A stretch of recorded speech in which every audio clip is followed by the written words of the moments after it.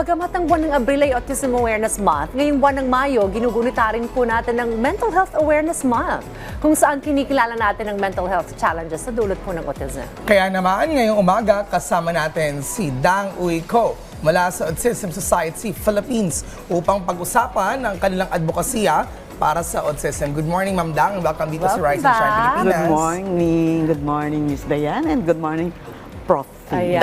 Alright. So, Ma'am Dang, pakilala niyo po ulit sa ating mga ka-RSP, itong ASP, Autism Society of the Philippines, at ang inyo pong mga programa. Sige po. So, ang Autism Society Philippines po ay binubuo ng mga family and institutional members. Nasa 16,000 na po tayo in 106 chapters nationwide. No? So, ang ating pong pinagtatrabahuhan ng husto, no, are institutional mechanisms para po ang ating mga mahal sa buhay na nasa autism spectrum sa abot ng kanilang kakayanan or potential, kasi spectrum nga po, di ba, ay maging productive, no? Maging independent, self-reliant, at saka socially accepted members ng isang Autism OK Philippines. So ang mga programa po natin ay hindi lamang po ganitong awareness, no, na lumalabas, nagkakaroon ng event, pero ine-empower po natin ang ating mga parents, no? Meron tayong homepowerment kung saan sila ang tinuturuan na gumawa ng early intervention sa bahay, kasi mahal po ngayon ang mga therapists, di ba? Yes. Tapos po ngayon, dahil tayo ay 36 years old na, meron na rin po tayo mga economic empowerment program, kagaya po ng employment, no? Pati po yung mga talents nila, like in terms of art, no, in terms of performing arts din, ay pwede po nilang pagkakitaan, no? At ang isa pong pinagtatrabahuhan namin ng husto ay ang pag-develop ng mga self-advocate. Kasi nga po, marami na sa kanila ngayon ang mga adults, no? And some of them, because this is a spectrum, pwede po silang magsalita at mag-advocate for themselves. So, we'd like to be with them as they grow to become the future of the autism advocacy. Alright. In terms of status quo, ma'am, kumusta po bang estado ng ating bansa pagdating sa pagtanggap sa mga batang may autism? Nasaan po ba tayo dun sa usapin ng inclusivity as of the moment? Okay. Pwede ko po bang gamitin ang ating darating na event, Angels Walk for Autism? Go ahead.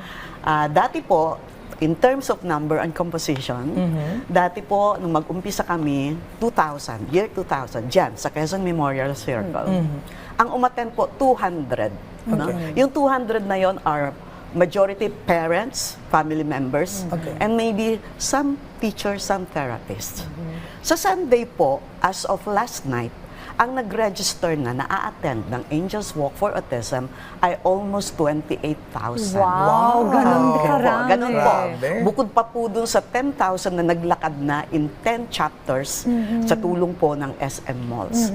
At ito po ang composition natin. Nandun po ang gobyerno, Senator Risa Ontiveros Solider.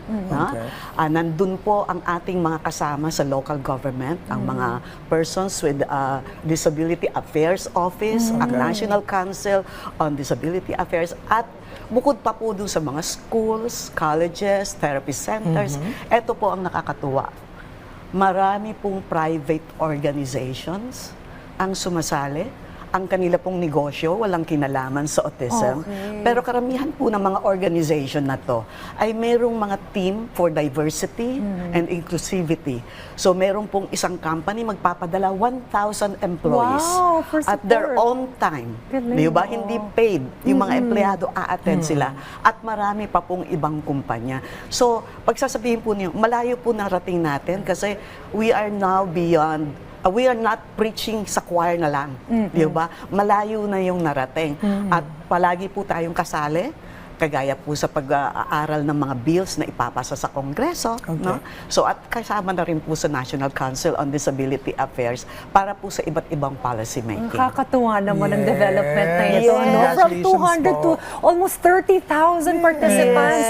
At sabi nga, parang nakikita mo yung tulong-tulong iba't ibang mga sektor, from government, from private organizations, lahat nagtutulong. Kaya nga, Miss Diane, remember, palagi na tayong nag-guest dito, di ba? Nung una, previously, ano pinag-uusapan natin? What is autism? Ano ang symptoms, Yes, etc. yes, yes, Ngayon, yes. hindi na, di ba? Oo. Talagang ito na yung acceptance, accommodation, and appreciation ng mga taong nasa spectrum. At ito po ay malawakan na. Of course, marami pa pong dapat gawin. Napakalaking Marami milestone pa yan, po. ma'am. yeah, congratulate you for the work Salamat that you po. do. Alright, so taon-taon itong nangyayari in Yes. Angels Walk na ito. Ano po ang theme for this year? Yes, ang team po natin, ganito, mahusay, masaya, makulay. Bakit po?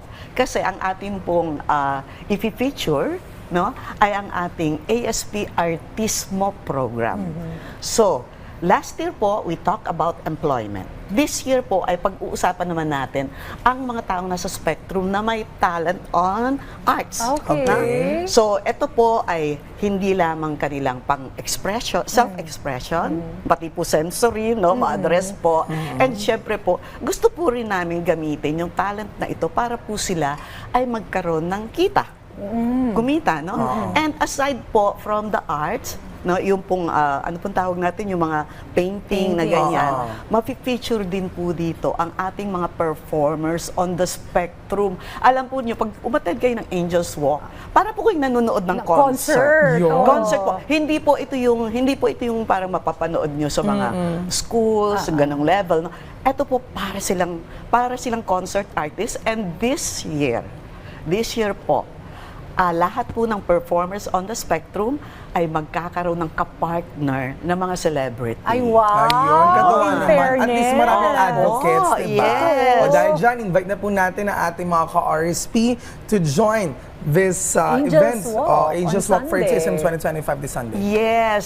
Iniimbitahan pa po namin kayo, samahan pa po niya yung 28,000, gawin nating 40,000. Why not? So on Sunday, May 18 at the SM Mall of Asia Arena. Okay po. So as early as 6 a.m. bukas na po ang mga gate, no? At mag-uumpisa po ang ating programin ng 8 a.m. So pumunta lang po kayo sa website or sa Facebook ng ating Autism Society Philippines para mag-register online for free tickets. Yan. Uy, maraming salamat po ulit, Ma'am Dang. And we congratulate you in Thank advance sa success Thank you nitong po. mangyayaring Angels Salamat. Walk on Sunday. At mabuhay po kayo at mga kasama niyo rin po sa ASP sa inyo pong advokasiyang ito na patuloy pong nakikita natin ang magagandang development para sa sektor. Marami pong salamat. Thank you so much.